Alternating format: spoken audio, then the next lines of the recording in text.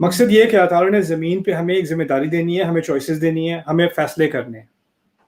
جیسے ہی فرشتوں نے سنا کہ اس کو چوائسیز دے دی جائیں گی، اس نے ہتھیار بنانے ہیں ہتھیار بنا لے، چوری کرنی ہے چوری کر لے، ڈاکہ مارنا ہے ڈاکہ ڈال لے، قتل کرنا ہے قتل کر لے، چوائس اس کے پاس ہوگی، اس کو بتا دیں گے کیا کرنا ہے نہیں کرنا، لیکن فیصلہ اس کا ہوگا. رائٹ؟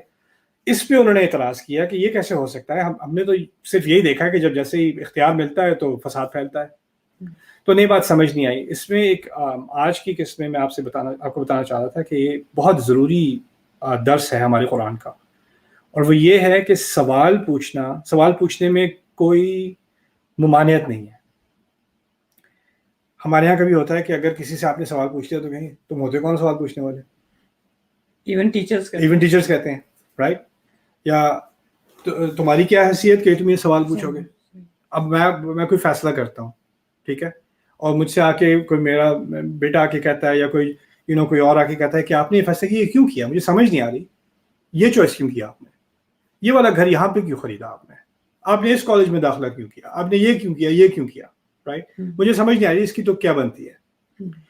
اس سے آپ کو پہلے ہوگا کہ میں شاید افینڈیڈ ہو جاؤں، تم ہوتے کون ہو میرے فیصلے کو کوشچن کرنے والے، اپنی اوقات سمجھو پہلے. رائٹ؟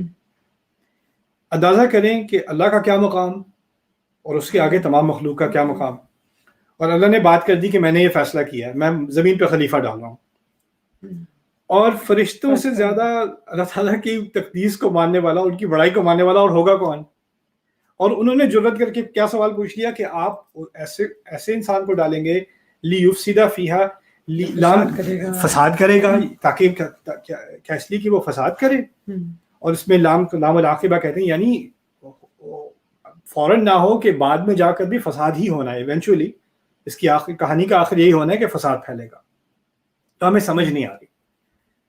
تو انسانوں میں اگر ہم یہ سوال پوچھتے ہیں تو ہم کہتے ہیں تم ہوتے کون ہو پوچھنے والے، زیادہ پھیلنے کی ضرورت نہیں ہے. فرشتے اللہ سے پوچھ رہے ہیں، اور اللہ تعالیٰ نے ان کو یہ نہیں کہا تم ہوتے کون ہو پوچھنے والے.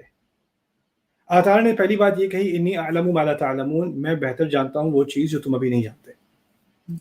تمہیں یعنی اس جواب تمہارا سوال ریزنیبل ہے تمہارے تجربے کے اعتبار سے، لیکن اس کی کچھ اور ڈیمینشنز ہیں، کچھ اور پہلو ہیں جس کا تمہیں ابھی علم نہیں ہے. اب اگلی آیت میں ان پہلوؤں سے ان کو متعارف کرایا. تو ایک ٹائم لائن آپ کو میں سمجھانا چاہ رہا ہوں. ٹائم لائن یہ ہے کہ یہ پہلا مکالمہ ہے. پہلے مکالمے میں زمین پہ کوئی ڈالنے والا ہوں، اس کے بعد اختیار ہوگا. ابھی وہ 3 جو خصوصیات تھی نا، اس کا بھی ذکر نہیں ہے. ٹھیک ہے، ابھی یہ ہے کہ 3 ابھی میں خلیفہ ڈالنے والا ہوں. اس کے بعد بتایا کہ اس کی تسویہ ہوگی اور اس میں روح ہوگی. ابھی ان کو سمجھ آئی روح کیا چیز ہے، ان کو اس کا علم نہیں ہے ابھی. پھر اللہ تعالیٰ کہتے ہیں اگلی آیت میں بقرہ میں وَعَلَّمَ آدَمَ الْأَسْمَاءَ كُلَّهَا، اللہ تعالیٰ نے آدم علیہ السلام کو تمام نام سکھائے. ثم عرضهم على الملائکہ، یہ ذرا ٹیکنیکل چیز ہے عربی میں. عرضهم اس کو تغلیباً علی غیر العاقل، ٹیکنیکل چیز سے ہٹ کے آسان سی بات کرتے ہیں. اشارہ اس آیت میں اس طرف ہے، عربی سے ظاہر ہے کہ پھر اللہ تعالیٰ نے فرشتوں کے سامنے تمام انسانیت پیش کر دی. یہ نئی بات ہے آج کی. اچھا، تو ابھی آدم علیہ السلام کی بات نہیں ہو رہی، ابھی تمام انسانیت کی بات ہو رہی ہے. تمام انسانیت، رسول صلی اللہ علیہ وسلم کھڑے ہیں، میں کھڑا ہوں، آپ کھڑی ہیں، تمام انسانیت کو ایک دفعہ میں کھڑا کر دیا. تو ہماری ساری ارواح ایک دفعہ میں پریزنٹ کر دی گئی فرشتوں کو. اور اسم کا لفظ اردو میں استعمال ہوتا ہے نام کے لیے. رائٹ؟ اسم کا لفظ عربی میں اصل میں استعمال ہوتا ہے علامت کے لیے یا ایک خصوصی نشانی کے لیے. اسم وسم سے نکل، اور خوبصورتی کی نشانی کو وسم کہتے ہیں عربی میں.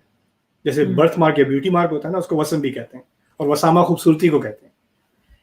اسم سے مراد عربی میں یہ بھی ہے کہ اس چیز کی سب سے خوبصورت خصوصیت کیا ہے، صرف نام نہیں. اور اسی سے ہمارے کلچر میں بھی ہے، نام اچھا رکھنا چاہیے نا، کیونکہ نام خصوصیت بن جاتی ہے.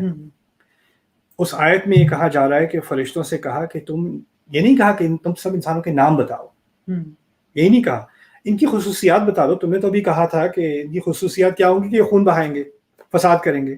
اب بتا دو، یہ تمہارے سامنے ہے، یہ تمام مخلوق، تمام روحیں ہیں، یہ بتا دو ان کی کیا خصوصیات ہیں، صرف نام ہی نہیں. انہوں نے پھر کہا لا علم لنا الا ما علمتنا، ہمارے پاس تو کوئی ایسا علم ہے نہیں سوائے اس کے جو آپ نے ہمیں سکھایا ہو، آپ ہی جاننے والے ہیں، انک انت العلیم الحکیم. پھر اللہ تعالیٰ نے آدم کو وہ تمام اپنی اولاد کے نام سکھا دیے تھے. میرا نام، آپ کا نام، ہماری خصوصیات، میری پرسنالٹی میں کیا کوتاہی ہے، کیا خوبصورتی ہے، آپ کے اندر کیا کوتاہی، کیا خوبصورتی ہے، سب سے تعارف کرا دیا گیا تھا، ہم سب سے.